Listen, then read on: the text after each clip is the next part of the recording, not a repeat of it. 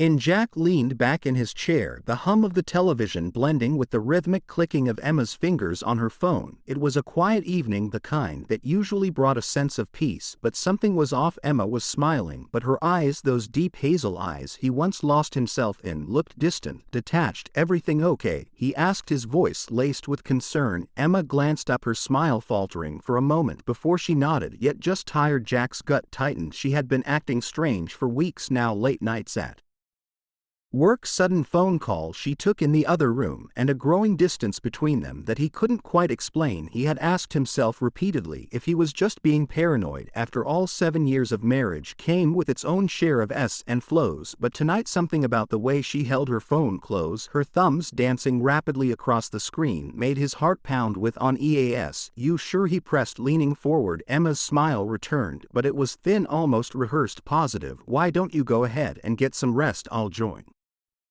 you in a bit." Jack hesitated, but eventually nodded, heading upstairs. As he lay in bed, his mind raised with possibilities. He thought back to the little things, the perfume lingering on her when she claimed to have worked late, the cryptic conversations cut short when he entered the room. He hated himself for doubting her, but the nagging feeling wouldn't let him rest. The next night, Emma finally broke the silence. "Jack, we need to talk," she said, her tone serious. Jack's pulse quickened, the dreaded phrase. He set his phone down and focused on her. "What's going on?" Emma took a deep breath. "I've been thinking a lot about us lately," as Jack repeated, frowning. "What do you mean? I thought we were doing fine." Emma shook her head. "We are, but I feel like we're stuck, like we need something more to reignite the spark." Jack leaned back, confusion etched on his face. "Something more? What are you talking about?" Emma hesitated, her hands twisting nervously in her lap. Then she looked him straight in the eye and dropped the bombshell. "I want to sleep with Tom." The room fell into a suffocating silence.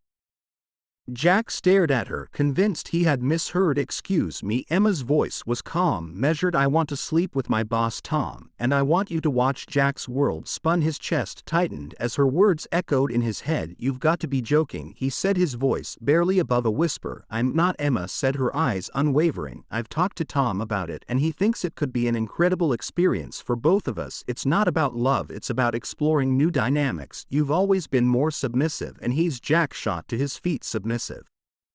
His voice cracked with anger. "Are you out of your mind, Emma? You're asking me to watch you with another man, and you think it's going to strengthen our bond?" Emma stood as well, her tone hardening. "I'm asking you to trust me. This could be a turning point for us, Jack. I need you to understand." Jack cut her off, his hands trembling. "No, what I understand is that you've already crossed lines, haven't you?" "How long, Emma? How long has this been going on?" Her silence was answer enough. "Jesus Christ," Jack muttered, running his hands through his hair. "You're telling me you haven't slept with him yet, but you've been thinking about it, planning it?" Emma's gaze faltered, and she took a step toward him. "I swear it's only been ideas, fantasies. We haven't done anything." Jack's laugh was cold and humorless. "And I'm supposed to believe that? God, Emma, do you even hear yourself?" Emma reached for him, but Jack stepped back. His heart was breaking, but beneath the pain something darker was brewing. "Get out," he said quietly, his voice trembling. "I need some space." Emma hesitated, her eyes filled with tears. "Jack, please go," he said more firmly this time. "Just go." She finally retreated, leaving Jack alone in the suffocating silence of their once happy home. As soon as she was gone, Jack's resolve hardened, his mind raised, but one thought stood out above all others. This isn't over. That night, Jack sat alone in the dimly lit living room, his thoughts a chaotic storm. The woman he loved, the woman he had vowed to spend his life with, had just asked for something unthinkable, yet something about Emma's proposal didn't sit right. It wasn't just a spur-of-the-moment fantasy fueled by a mix of rage and heartbreak. Jack decided to find out the truth. He waited until he was certain Emma was asleep. Her soft breathing filled the silence as he quietly reached for a phone on the bedside table. His hands shook as he unlocked it, knowing he was crossing a line, but unable to stop himself. What he found made his blood run cold. There were messages between Emma and Tom, vivid and explicit, detailing encounters that had already happened. Jack's jaw clenched as he read through Their plans, their sordid discussions about him, how Tom mocked him his week, and how Emma justified her actions as a way to fix their marriage. Then Jack saw the final nail in the coffin. Can't wait to see his face when he watches us. The audacity, the betrayal. It was almost too much to bear. Jack's grip tightened on the phone as his heart pounded in his chest. He put the phone down and stumbled to the bathroom, splashing cold water on his face. His reflection stared back at him, pale and broken, but behind his eyes a spark of something else began to flicker: determination. The next morning, Jack couldn't stomach the thought of staying under the same roof with Emma, at least not without a plan. As soon as she left for work, he picked up his own phone and began searching for Sarah, Tom's wife. They had met briefly at company events, a kind, elegant woman who clearly had no idea about her husband's deceit. He found her Instagram profile and sent her a simple message: "Hi Sarah, I'm Jack, Emma husband. We need to talk. It's about Tom." Her response came almost immediately. "What about Tom?" Jack hesitated, knowing this was about to shatter her world. He replied, "It's serious. Can we meet?" An hour later they met at a quiet cafe. Sarah arrived, visibly anxious, her eyes searching for answers. Jack wasted no time laying out everything: the texts, the plans, the lies. Tears welled up in Sarah's eyes as she scrolled through the screenshots Jack had gathered. "I can't believe this," she whispered, her voice breaking. "All this time I thought we were just in a rough patch." Jack nodded, his own voice tight with emotion. "I know how you feel, but I'm done being the victim. We need to take control." Sarah wiped her tears and met his gaze, a newfound resolve in her expression. "Then let's make them pay." Over the next few days, Jack and Sarah worked together to devise a plan. Their initial goal was simple: expose Emma and Tom for what they were. But as their discussions deepened, Sarah proposed something bolder. "Let's humiliate them," she said, her eyes flashing with intensity. "They want to make you watch. Let's turn the tables." Jack was taken aback but intrigued. "What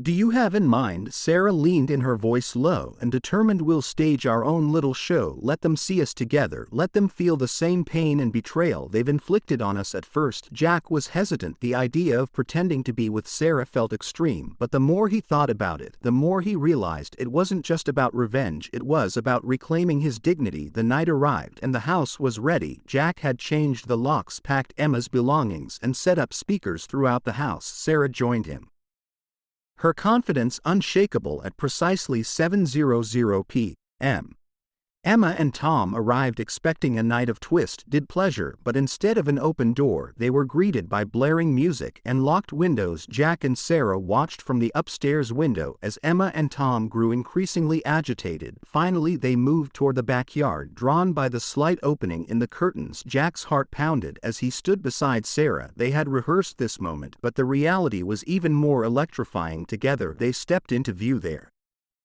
bodies closed, and shared a passionate staged kiss. Emma's face turned white, her mouth opening in a silent scream. Tom's fists pounded on the window, his rage palpable even through the glass. Jack smirked, pulling Sarah closer as they closed the curtains, leaving Emma and Tom to stew in their own humiliation. Jack and Sarah stood in the quiet aftermath of their stage performance, their breaths heavy with adrenaline. Through the window, they could still hear the muffled shouts of Emo and Tom, who were now pounding on the locked front door. "Should we let them in?" Sarah asked, her voice calm but laced with tension. Jack shook his head. "No, they don't deserve an audience. Let them stew." He reached for his phone and pressed play on a pre-recorded voice message. Moments later, Emma's phone pinged, and through the chaos outside, her voice rang out, "Jack, please just talk to me." The message was short and cutting. "I know everything. Your things are packed. You'll receive divorce papers soon. Don't contact me unless it's through a lawyer." Emma's sobs echoed through the night, but Jack felt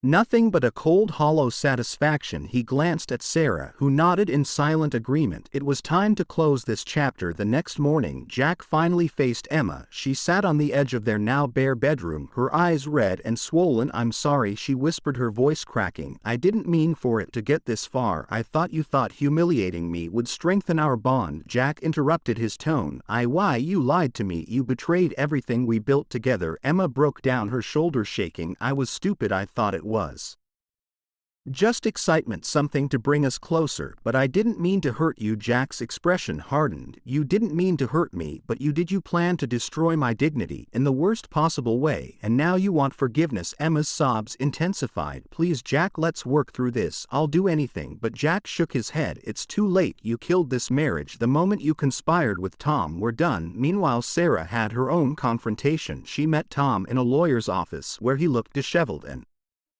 desperate. Sarah, please, Tom begged, his voice hoarse. You don't have to do this. We can fix things. Sarah scoffed. Fix things? You lied to me, cheated on me, and tried to destroy another marriage for your sick games. There's no fixing this. Tom's eyes darted between Sarah and the lawyer. His confidence shattered. It was just a mistake. Emma seduced me. I didn't mean for it to go this far. Sarah leaned in, her voice low and sharp. You meant every word you said to her. You wanted to humiliate Jack, to make him feel small. Well, now it's your turn. You'll lose your job, your house, and any respect you ever had. Tom's face paled as Sarah's words sank in. She stood, her composure unshaken. This is over, Tom. I'll see you in court. In the weeks that followed, Jack and Sarah leaned on each other for support. Their shared pain became a foundation for something new, something neither of them had expected. Late one evening, Jack and Sarah sat on her porch, the stars stretching out above them. Do you ever think about what's next? Sarah asked softly. Jack took a deep breath. Sometimes, but for now, I'm just glad we're free of